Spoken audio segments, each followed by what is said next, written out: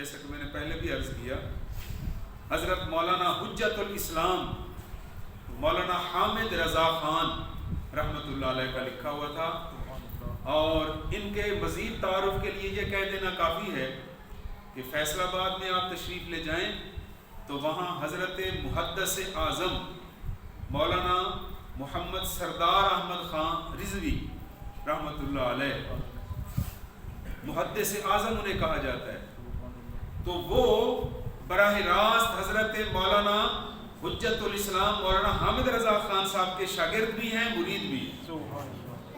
آئیے اب آپ کے سامنے جو قرآن مجید فرقان حمید کی آیت کریمہ 18ویں سپارے کی ایک آیت پاک کا حصہ تلاوت کیا ہے۔ جیسا کہ آپ جانتے ہیں آج ماہ شعبان المعظم کی 11 تاریخ ہے، اور یہ وہ مقدس مہینہ ہے، یہ جو تینوں ترتیب کے ساتھ آنے والے مہینے ہیں، یعنی پچھلا جو معراج شریف والا رجب المرجب، اس کے بارے میں حضور نے فرمایا کہ رجب اللہ کا مہینہ ہے۔ پھر شعبان کی باری آئی تو سرکار نے فرمایا شعبان میں محمد کا مہینہ ہے، اور جب رمضان کی باری آئی تو فرمایا یہ میری امت کا مہینہ ہے۔ یہ تینوں براہ راست یکے بعد دیگرے آنے والے مہینے بڑی عظمت اور بڑی شان والے ہیں۔ جیسے ہی شعبان کا چاند طلوع ہوتا تھا، نبی پاک علیہ الصلوۃ والسلام اجلت کے ساتھ باقی دنیا کے جو امور تھے، کام تھے، انہیں نمٹانے میں جلدی فرمایا کرتے تھے، یہ بھی کر لیا، وہ بھی کر لیا، وہ بھی کر لیا۔ تو صحابہ کرام نے عرض کی یا رسول اللہ صلی اللہ علیہ وسلم، حضور کہیں سفر پر تشریف لے جا رہے ہیں؟ کیونکہ سفر پہ جانے سے پہلے بندہ اپنے ضروری مقامی کام مکمل کر لیتا ہے کہ میں نے سفر پہ جانا ہے۔ تو حدیث پاک کا مفہوم یہ ہے کہ عرض کیا یا رسول اللہ، آپ یہ جو دنیا کے امور جلدی جلدی نمٹا رہے ہیں، اس کی کیا وجہ ہے؟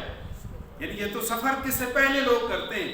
تو سرکار نے فرمایا تمہیں پتہ نہیں ہے کہ شعبان کے بعد رمضان آنے والا ہے، اور رمضان عبادت کا مہینہ ہے، میں دنیا کے کاموں سے فارغ ہو کر پوری توجہ کے ساتھ رمضان میں اللہ اللہ کروں۔ سبحان اللہ۔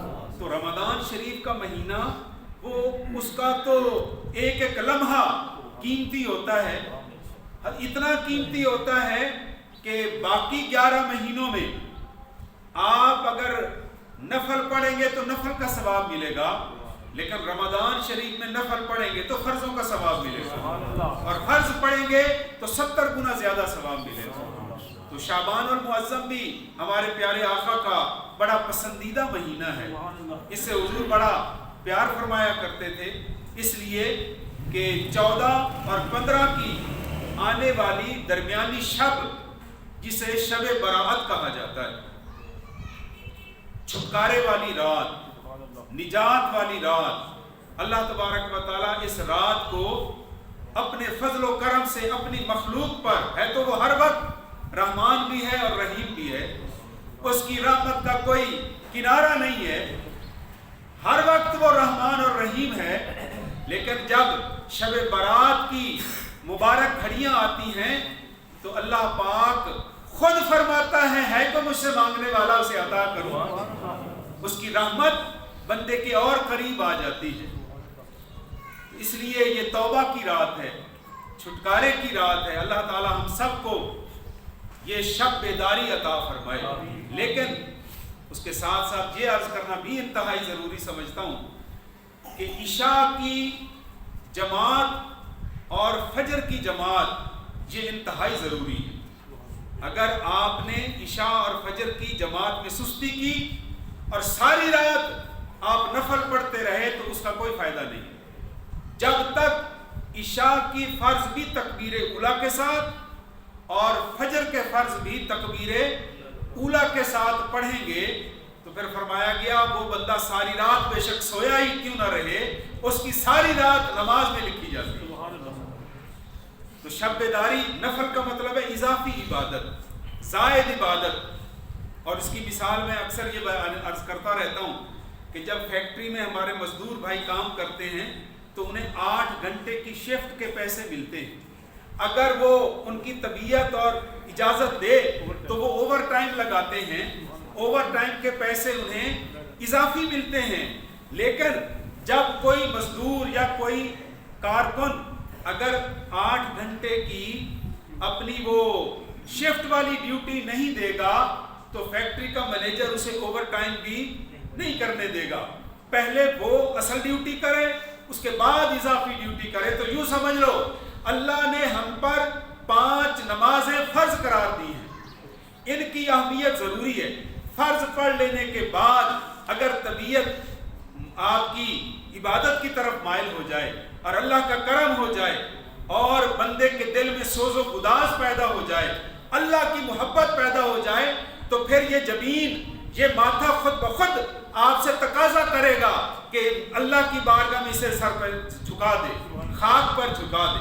تو جتنے حضرت مولا کائنات فرماتے ہیں دنیا میں جو بندہ اللہ کی بارگاہ میں سجدہ کرنے کے لیے اپنی پیشانی کو زمین پر رکھتا ہے, اللہ تعالیٰ اس کے ایک درجے کو بلند فرما دیتا ہے.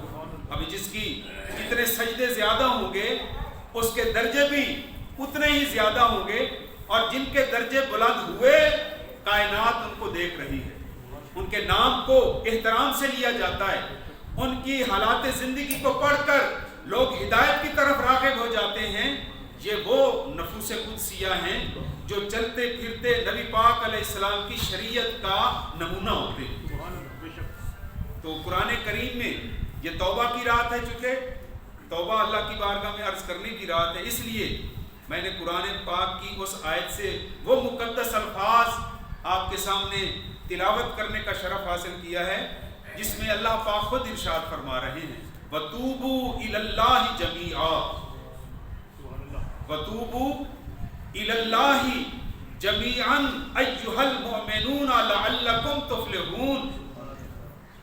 اے مسلمانوں, اللہ کی طرف توبہ کرو, تم سب مل کر اللہ کی طرف توبہ کرو, لعلکم تفلحون, تاکہ تم کامیاب ہو جاؤ. اس سے معلوم یہ ہوا کہ کامیابی اسی کو نصیب ہوتی ہے جس کو توبہ کی توفیق مل جائے, وہ انسان کامیاب کہلاتا ہے.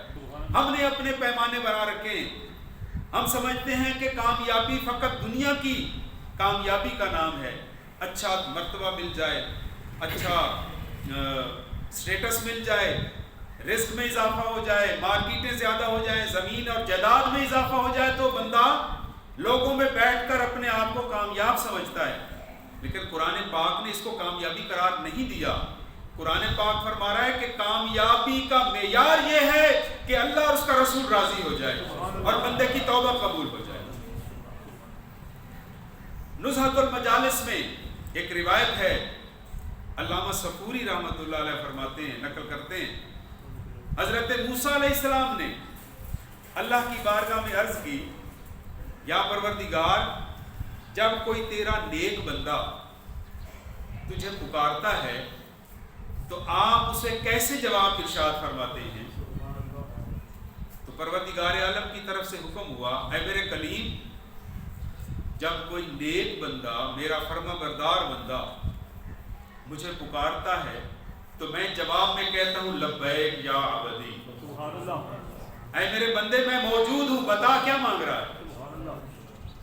حضرت موسیٰ علیہ السلام نے دوبارہ عرض کی, یا رب العالمین, یہ تو ہے نا فرما بردار بندے کی پکار, یہ جواب ملتا ہے.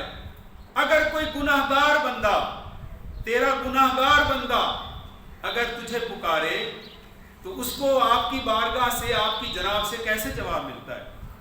تو پروردگار عالم نے ارشاد فرمایا, اپنے گناہگار بندے کی پکار کو سن کر میں 2 دفعہ کہتا ہوں لبیک لبیک یا عبدی,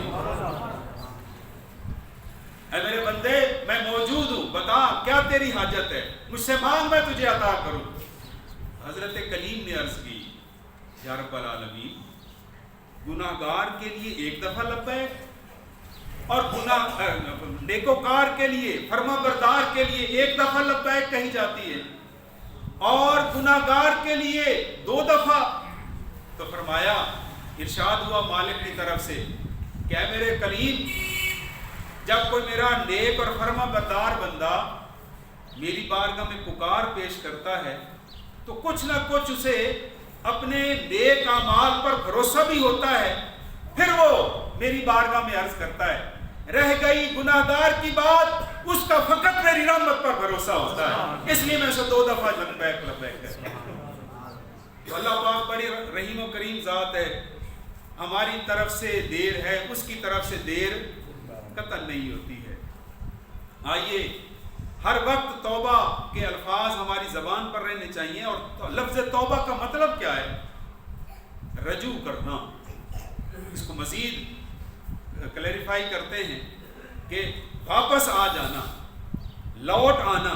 कोई बंदा किसी गलत रास्ते पर अगर चल पड़ा हो तो एहसास हो जाए, और एहसास होने के बाद अगर वो वापस अपने घर की तरफ आ जाए, लौट आए और माफ़ी का तलबगार हो जाए, इसको अरबी में तौबा कहते हैं। और तो जिसको तौबा की तौफीक मिल जाए, समझ लो उसका मालिक उस पर राज़ी हो जाता है, वो रहीम व करीम मालिक राज़ी हो जाता है। और इसकी मज़ीद मिसाल उलमा ने ये फरमाई कि जिस तरह बंदा भूल कर या जानबूझकर कोई जहर का पुड़िया या कोई घोंट मुंह में डाल ले और फिर बाद में उसे एहसास हो जाए कि इसका नतीजा तो मौत है, फिर वो डॉक्टर के पास दौड़ कर जाए, अपने मुंह में उंगली मारे, कै करे, उल्टी करे ताकि वो जहर उसके मेदे से खारिज हो जाए, उसको मौत से डर लगना शुरू हो जाता है। तो जिस तरह वो उस जहर को निकालने की कोशिश करता है, इसी तरह अगर कोई बंदा गुनाह पे गुनाह करता रहे और उसको एहसास हो जाए कि मैंने अपने रब की नाफरमानी की है, तो कहीं मेरा रब मुझ पे नाराज ना हो जाए, तो वो तरला लगाता है, वो अल्लाह की बारगाह में आकर अर्ज करता है, या अल्लाह मुझे माफी अता फरमा, मेरे हाल पर करम फरमा। तो इसको कहते हैं तौबा। और सरकार ने फरमाया है कि अल्लाह को हम जब बोलते हैं तो हमारी जबान से पुकार निकलती है, आवाज निकलती है, ऐसे ही है ना, जबान चलती है और हल्क हरकत में आता है तो हमारी आवाज लफ्जों का रूप धार कर बाहर निकलती है। हर वक्त हम बोलते रहते हैं और गाते रहते हैं, नात शरीफ पढ़ते रहते हैं, तिलावत कलाम पाक पढ़ते रहते हैं, सच बोलते हैं। अल्लाह सबको सच की तौफीक अता फरमाए। लेकिन सरकार ने फरमाया है कि बंदे के मुंह से निकली हुई पुकार जो अल्लाह को सबसे ज्यादा पसंद है, वो है जब बंदा अल्लाह की बारगाह में माफी तलब करता है। वो अल्फाज, वो पुकार अल्लाह पाक को बहुत ज्यादा पसंद होती है। और मालिक अपने नूरानी फरिश्तों से मुखातिब होकर फरमाता है, ऐ फरिश्तों गवाह हो जाओ, मेरा बंदा मुझसे माफी का तलबगार हो रहा है, गवाह हो जाओ मैंने इसे माफ कर दिया। अल्लाह तबारक व तआला हम सबको तौबा की तौफीक अता फरमाए।